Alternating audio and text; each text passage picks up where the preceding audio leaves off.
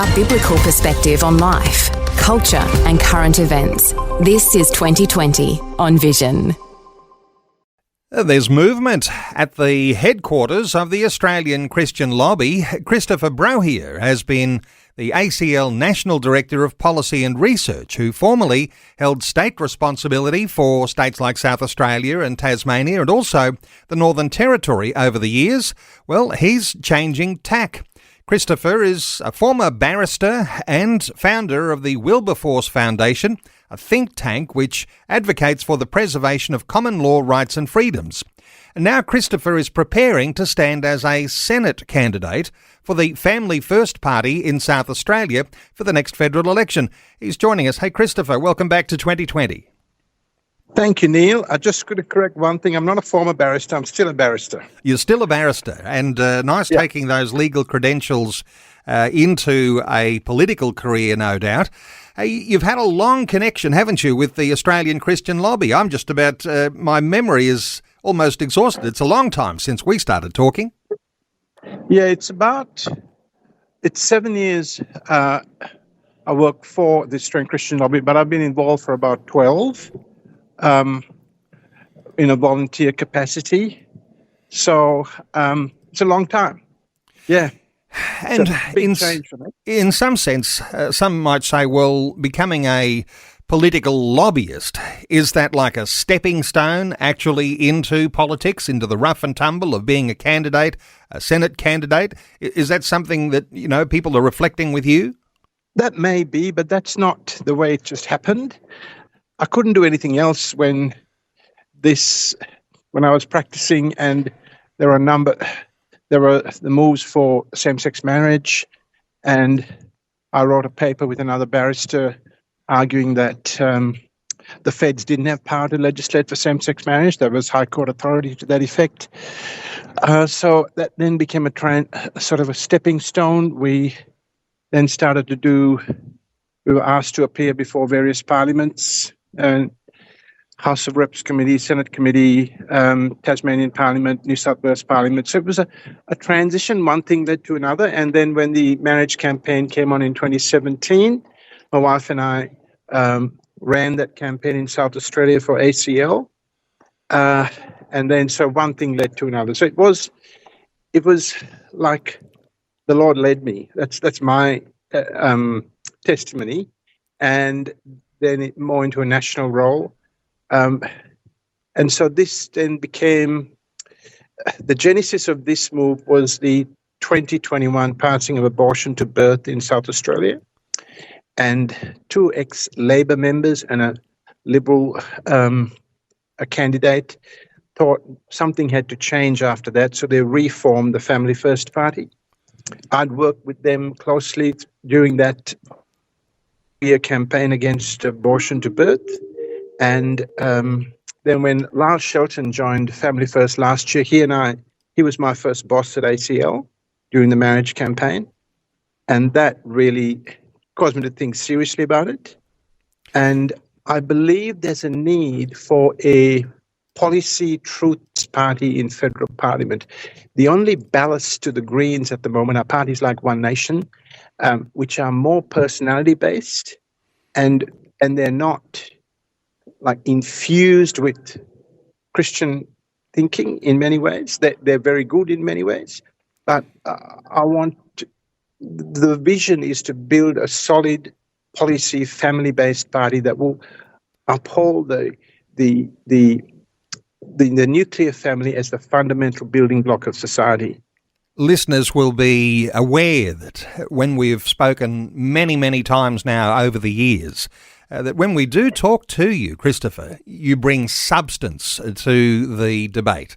You love to work with the evidence. Your legal background comes to the fore every time. You do want to argue and you want to make your point, and you do make that very strongly. And so then joining with Family First, and again, Lyle Shelton at the helm of Family First nationally as well. And so in some sense, you're there with a colleague, a comrade in the trenches, so to speak. But Family First, it really only just had a resurgence not that long ago. And there's a very, very good connection there with South Australia, which is your home state.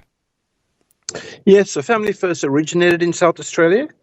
Andrew Evans, who was a pastor in the ACC church, is now called Influencers, started it. It was actually an interesting story because Philip White, I think, who was a leading atheist thinker, was invited to speak at an ACC conference in South Australia. And Andrew Evans tells this story, or told this story, he's now in heaven. But he said, Philip White said, if your mob organized, you'd beat our mob. And that was the genesis of Family First. Andrew Evans got a seat, and Family First had 2 seats in the South Australian Parliament at different times, had a senator in South Australia and a senator in Victoria. But then they merged with Australian Conservatives. That didn't really work, so it sort of fell into abeyance, but it's now being rekindled. And so it's got a very well-known brand name, particularly in South Australia. And people know it, people respond to it, because the name tells you what we are on about. Family First, as you say, a well-known brand and birthed in South Australia, which is your home state. And I know that a number of times over the previous years, there's a candidate or two have come very close to winning a seat and only really just missing by a whisker in some sense. So how do you rate your chances of winning a Senate seat for South Australia? I think it's a tough gig. The latest polling shows that so about 70% will vote for the majors, 38-32. There's 12% for the Greens, 7% for One Nation, and about 11% for everybody else. So we have a job to do, but I think there are 3 issues that will broaden from even a Christian base. The first is families, the importance to support families through things like tax policy. The second is the whole gender fluid debate. That is an issue that's cutting across everything. And the recent Tickle and Giggle case shows that we really, really have to address this and stop the spread of gender fluid ideology. And the third is life, that we are now leaving babies to die who are born for failed abortions. We've seen that in Queensland. South Australia has legislation which stops that or requires a duty of care. And we want to bring that in nationally, and we want to support mums and babies. We must stop this thinking that the only way a woman can deal with unplanned pregnancy is through an abortion. That is not the right way to think.